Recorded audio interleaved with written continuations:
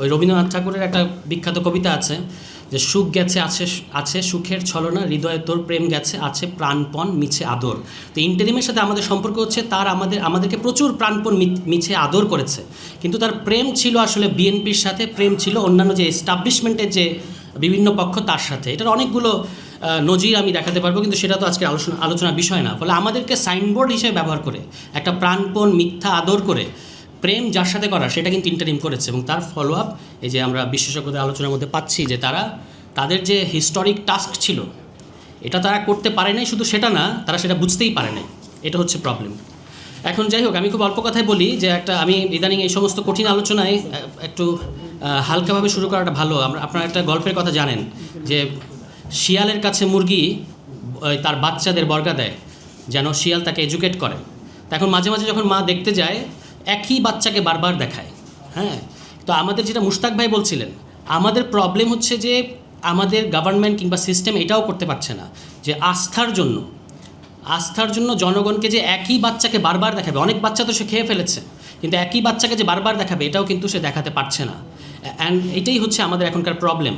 আর এই ক্রাইসিসের কথার ব্যাপারে আমার মনে হয় যে আপনারা জানেন যে ওই যে কথায় আছে কারো পৌষ মাস কারো সর্বনাশ। তো what is crisis for our people is profit for the asylum. এবং এই এসালম তো আমি কোনো ব্যক্তি হিসেবে বোঝাচ্ছি না, এসালম ইজ দ্য সিস্টেম। আমাদের এই সিস্টেমে করাপশন কোনো বাই প্রোডাক্ট না, করাপশন ইজ দি সিস্টেম। এবং এসালম হচ্ছে, আমি ওই ফাহিম ভাইকে দেখাচ্ছিলাম যে বাংলাদেশ ব্যাংকের যিনি এখন মুখপাত্র, তিনি তাকে জিজ্ঞেস করা হয়েছে যে এসালমরা ফিরতে পারবেন কিনা। এই যে 18 ক যে বিধানটা যুক্ত করা হয়েছে ব্যাংক রেজলিউশন অধ্যাদেশে, এর মধ্য দিয়ে যে উদ্দেশ্যে ওই ইন্টারিমকে যতই গালাগালি করি, তবু মনসুর সাহেব যে উদ্দেশ্যে এই অধ্যাদেশটা প্রণয়ন করেছিলেন সেটার ভেরি লজিক বদলে দেওয়া হয়েছে। মানে উদ্দেশ্য ছিল হচ্ছে এই ক্রুক এবং এই লুটেরাদেরকে আটকাবো। এখন এই 18 ক যুক্ত করার মধ্য দিয়ে বিএনপি সরকার যে কাজটা করলো সেটা হচ্ছে তাদেরকে লাল গালিচা সংবর্ধনা দিয়ে ফেরত নিয়ে আসা। এবং এখানে দেখবেন খুব সুন্দর একটা কথা বলা আছে যে মুশতাক ভাই এতক্ষণ বলছিলেন কিন্তু যে নট নেসেসারিলি তারাই ফিরে আসবে, কিন্তু তারা তো তাদের নামে এই মানে কুকর্মটা করে নাই, তারা বিভিন্নভাবে বেনামে করেছে। এবং এখানে দেখেন বলেছে যে বাংলাদেশ ব্যাংক কর্তৃক উপযুক্ত বিবেচিত ব্যক্তি, এটাই হচ্ছে সেই ব্লার জায়গা যেখানে এসালমরা বেনামে ঢুকবে। আপনারা জানেন যে এসালম, ওবায়দুল কাদের বলতেন যে মাসুদ তুমি ভালো হয়ে যাও, এসালমেরও কিন্তু আরেক নাম মাসুদ। তো এসালম যদি মাসুদ নামে আসে আপনি কি করবেন? তাকে তো আটকানোর কোনো রাস্তা নাই। তো এই কারণেই হচ্ছে আপনি দেখবেন যে এবং আরও যেটা ভয়ঙ্কর সেটা হলো যে বিএনপি সরকার কিন্তু এই অধ্যাদেশটাকে পাশই করতে চায় নাই। আপনারা জানেন যখন অধ্যাদেশগুলো এবং আমাদের কাছে তাদের সংসদীয় বিশেষ কমিটির রিপোর্টগুলো আছে, সেখানে পরিষ্কার বলা আছে এই অধ্যাদেশটাকে ল্যাপস করে দিতে হবে, মানে সরাসরি মানে সংসদে না তোলার মধ্য দিয়ে বাতিল করে দিতে হবে। তারপর কি ঘটলো যে তারা এই আইনটা করলো, সেটা হচ্ছে এখানে বাদ সাধলো IMF।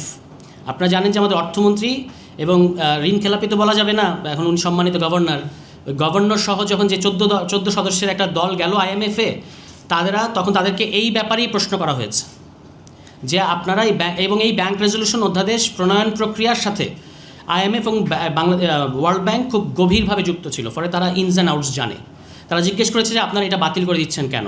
তখন যেহেতু আমার লোন লাগবে, লোনের জন্য তারা তখন রাতের অন্ধকারে, যেটা এই পলিটিক্যালি বসানো যে গভর্নর তার বাংলাদেশ ব্যাংকও আপত্তি করেছিল যে না এই ধারাটা যুক্ত করাটা ঠিক হবে না, কিন্তু সকালবেলা এসে দেখা গেছে কোনো ধরনের আলোচনা ছাড়া এই ধারাটা যুক্ত করা হয়ে গেছে, কারণ আমার লোন লাগবে। এখন লোন তারা পায় নাই, কেন পায় নাই? কারণ ওই যে আপনি শিয়াল যেমন মুরগিকে একই বাচ্চা বারবার দেখায়, আপনি একবার জনগণকে ফ্যামিলি কার্ড দেখাচ্ছেন, আরেকবার জনগণকে কৃষক কার্ড দেখাচ্ছেন, কিন্তু আসলে তো আপনার টাকা নাই এবং আপনার লোন লাগবে, কিন্তু সেই লোন আপনি পান নাই। কেন? কারণ আপনার রেভিনিউ কালেকশনের, তারা বলেছে রেভিনিউ কালেকশনের শোচনীয় মানে পুয়ার পারফরমেন্স বাংলাদেশের। অন দ্য আদার হ্যান্ড আপনি শুধু একের পর এক ব্যয়ের উইন্ডো খুলছেন। আপনি জানেন যে ফ্যামিলি কার্ড নিয়ে আপত্তি করেছে IMF, সেই ফ্যামিলি কার্ডের প্রচার এবং প্রসারের জন্য 412 কোটি টাকার অলরেডি সরকার সিদ্ধান্ত নিয়েছে যে 412 কোটি টাকা তারা শুধু বিলবোর্ড এগুলোতে খরচ করবে।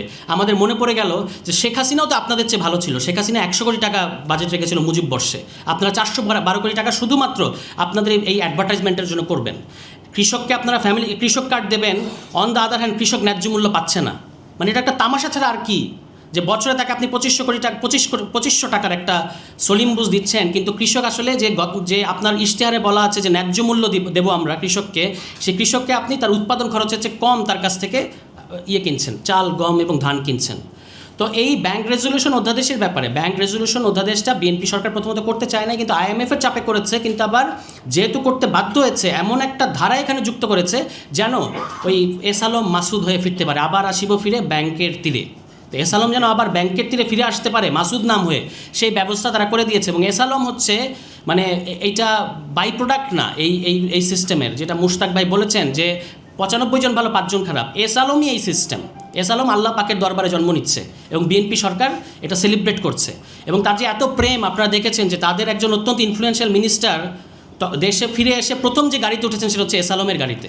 এগুলো সব ইন্টারকানেক্টেড। তো এখন আমার ধারণা যে দুই মন্ত্রীর মধ্যে প্রতিযোগিতা আছে কে কত ঘনিষ্ঠ এস আলমের, এটা এবং দুজনই চিটাগাংয়ের মানুষ, একজন অর্থমন্ত্রী একজন স্বরাষ্ট্রমন্ত্রী, কে কত ঘনিষ্ঠ। একজনের ব্যাপারে গুঞ্জন আছে তার নিজের ছেলেকে এস আলমে বসান নিয়মিত, এবং এখন ফ্যামিলি কার্ড তারা দিচ্ছেন, কিন্তু এই ফ্যামিলি কার্ড কিন্তু মূলত দেওয়া হচ্ছে বিসিবিতে, আপনারা খেয়াল করছেন। Real family card is in BCB, যে স্থায়ী কমিটির 3 জন সন্তানকে ওই ফ্যামিলি কার্ড বিতরণ করা হয়েছে না বিসিবিতে, আপনারা দেখেছেন বাংলাদেশ ক্রিকেট বোর্ড। তো এই নেপো কিডসদের একে এস আলমে বসানো হবে, আবার হলো বিসিবিতে দেওয়া হবে। এটাই হচ্ছে বিএনপি সরকারের এবং আমাদের নির্বাক চলচ্চিত্র প্রধানমন্ত্রীর প্ল্যান। তারা প্ল্যানের কথা বলছেন না, তো এটাই হচ্ছে প্ল্যান। উনি সংসদে মুখে হাত দিয়ে বসে, মুখে রুমাল চেপে বসে থাকবেন, কিন্তু এদিক দিয়ে এই পুরনো যারা লুটেরা আছে তারা ফিরে আসবে। এটাই হচ্ছে তারা পরিকল্পনা করেছে। একটা জিনিস কিন্তু আলাপ হচ্ছে না, এটা নিয়ে আমি শেষ করি। ব্যাংক রেজলিউশন অধ্যাদেশ নিয়ে অনেক হইচই হচ্ছে, এবং সঙ্গত কারণে আজকের প্রোগ্রামের শিরোনাম হচ্ছে আপনার আবারও কি ঝুঁকির মুখে পড়লাম, খুব সফট শিরোনাম, কিন্তু আসলে তো মরার উপর খাড়ার ঘা। যে এটা আজকে পারফেক্ট শিরোনাম হতো যে মরার উপর খাড়ার ঘা এই ব্যাংক রেজলিউশন অধ্যাদেশের মধ্য দিয়ে। তার চেয়ে ভয়ঙ্কর যেটা, সেটাই আমি বলতে চাচ্ছি যে বাংলাদেশ ব্যাংক অর্ডার 2025, এটা নিয়ে আমি খুব একটা আলোচনা করতে দেখি না, কোথাও আলোচনা হচ্ছে না। যে বাংলাদেশ ব্যাংক অর্ডার 2025, যার মধ্য দিয়ে বাংলাদেশ ব্যাংককে এই ধরনের ক্ষেত্রে, এই যে মার্চ মাসে, শুধুমাত্র মার্চ মাসে সরকার 20,000 কোটি টাকা ছাপিয়েছে। সংসদে গিয়ে 3 জনের ইনপুট নিয়ে প্রধানমন্ত্রী এটুকু বলতে পেরেছিলেন যে না আমরা টাকা ছাপাবো না। আর অর্থমন্ত্রী পত্রিকায় সাক্ষাৎকার দিয়ে বলেছেন যে না আমরা অর্থ ছাপানোটা, টাকা ছাপিয়ে করাটা আমাদের পলিসি না, আমরা বিনিয়োগ বান্ধব, অনেক সুন্দর সুন্দর কথা। কিন্তু তারা কিন্তু 20,000 কোটি টাকা ছাপিয়েছে মার্চ মাসে। এখন বাংলাদেশ ব্যাংক অর্ডারটা এই জন্য জরুরি ছিল যে তারা গভর্নমেন্টকে এটা বলবে যে নো ইউ কান্ট। কিন্তু আপনি যদি আপনার অতীত জুনিয়র কলিগকে বাংলাদেশ ব্যাংকে বসান, তাহলে তো সে এটা বলতে পারবে না। ফলে ওই অর্থনীতিতে এটা খুব কমন কথা, যারা ম্যাক্রো ইকোনমিক্সের 101 পড়েছে, যে 1 টাকা আপনি ইনজেক্ট করলেন মানে এটা আসলে 5 টাকা তৈরি করবে। ফলে এটা হবে ওই দুধের মধ্যে পানি ঢালার মতো ব্যাপার, মানে আপনার মনে হবে পরিমাণ অনেক বেড়েছে কিন্তু আসলে পুষ্টিগুণ নাই। তো এই ব্যাংক অর্ডারটা এই জন্য দরকার ছিল, যে ব্যাংক অর্ডারটা তারা করলো না। ব্যাংক অর্ডার 2025 করলে বাংলাদেশ ব্যাংক সংবিধিবদ্ধ প্রতিষ্ঠান থেকে একটা সাংবিধানিক প্রতিষ্ঠানে পরিণত হতো, এবং সরকারের যে পলিটিক্যাল খেয়ালখুশি, সেই পলিটিক্যাল খেয়ালখুশিতে তারা একটা বাদ সাধতে পারতো। কিন্তু এটা কোনো সরকারই চায় না। তারা এখন ওই গরিবের ঘোড়া রোগের মতো তারা আপনার টাকা ছাপিয়ে হচ্ছে ফ্যামিলি কার্ডে বিলাসিতা করবে। এটা হচ্ছে সরকারের পরিকল্পনা। এই কারণে আমি আপনাদেরকে অনুরোধ করবো যে বাংলাদেশ ব্যাংক অর্ডার 2025 নিয়ে আরও বেশি কথা বলেন। আপনারা আপনাদের ইশতেহারের মধ্যে বলেছেন অর্থনৈতিক সংস্কার কমিশন করবেন, ব্যাংকিং খাতে শৃঙ্খলা ফিরিয়ে আনবেন, সুশাসন তৈরি করবেন। সেগুলো কোথায়? আমরা তো দেখতে পাচ্ছি আপনারা টাকা ছাপাচ্ছেন সমানে, এবং টাকা ছাপানোর মাধ্যমে আপনাদের ক্রাইসিস, আপনাদের তৈরি করা ক্রাইসিস। এখানে তো আজকে জ্বালানি আমরা কথাই বলতে পারবো না যে কীভাবে জ্বালানি খাতের ক্রাইসিসটা, এটা টোটালি, আমি এটা খুব মানে দায়িত্ব নিয়ে বলেছি যে এটা একটা স্ক্যাম তৈরি করা, সরকারের দ্বারা তৈরি করা একটা স্ক্যাম। তো এই পুরো সংকটটা তৈরি করা আপনাদের, যার সাথে বাংলাদেশের জনগণের কোনো সম্পর্ক নাই, কিন্তু এটার ঘানি টানতে হবে বাংলাদেশের মানুষকে এই টাকা ছাপানোর কারণে। এখন আপনাদের এইটাই হচ্ছে আপনাদের অর্থনৈতিক নীতি, যে লুটেরাদেরকে আবার কামব্যাক করার সুযোগ দেবেন, টাকা ছাপাবেন এবং ফ্যামিলি কার্ডের ফুটানি করবেন। তো বিএনপি সরকারকে আমরা এটা বলতে চাই যে আপনারা কিন্তু অতীতে ক্যান্সার জন্ম দিয়েছেন, আপনারা অতীতে শনির আখড়া জন্ম দিয়েছেন। এখন এই 2026 সালে এসে ওই 2006 সালে পড়ে থাকা যে শিক্ষামন্ত্রী, কী খবর, ভালো তো, পড়াশোনা করো তো, নকল আর হবে না, তো উনি তো এটা বুঝতেই পারছেন না যে এখন আর সেই সমস্যায় নাই আমাদের। এবং এটা শুধু শিক্ষামন্ত্রীর সমস্যা না, এটা পুরো সরকারেরই প্রবলেম। তারা 2001-06 মধ্যে পড়ে আছে। এটা বলে শেষ করি যে অর্থমন্ত্রী খুব গর্বের সাথে বলেছেন সংসদে যে ম্যাক্রো ইকোনমিক কোনো প্রবলেম হয় না বিএনপি ক্ষমতায় আসলে। অলরেডি 2 মাসে আপনারা লেজে গোবরে করে ফেলেছেন ম্যাক্রো ইকোনমিতে, টাকা ছাপাচ্ছেন, এবং যখন বিশ্ববাজারে তেলের দাম বেড়েছে তখন আপনারা স্টেবল রাখার ফুটানি দেখিয়েছেন। এখন যখন বিশ্ববাজারে দাম কমেছে তখন আপনারা দাম বাড়িয়ে দিয়েছেন। কেন? কারণ এতদিন যারা হোর্ডিং করে রেখেছে, মজুত করে রেখেছে, তারা এখন এগুলো বেশি দামে বিক্রি করবে, তাদেরকে আপনারা এই সুযোগ করে দিয়েছেন, এবং তারা আপনাদেরই লোক।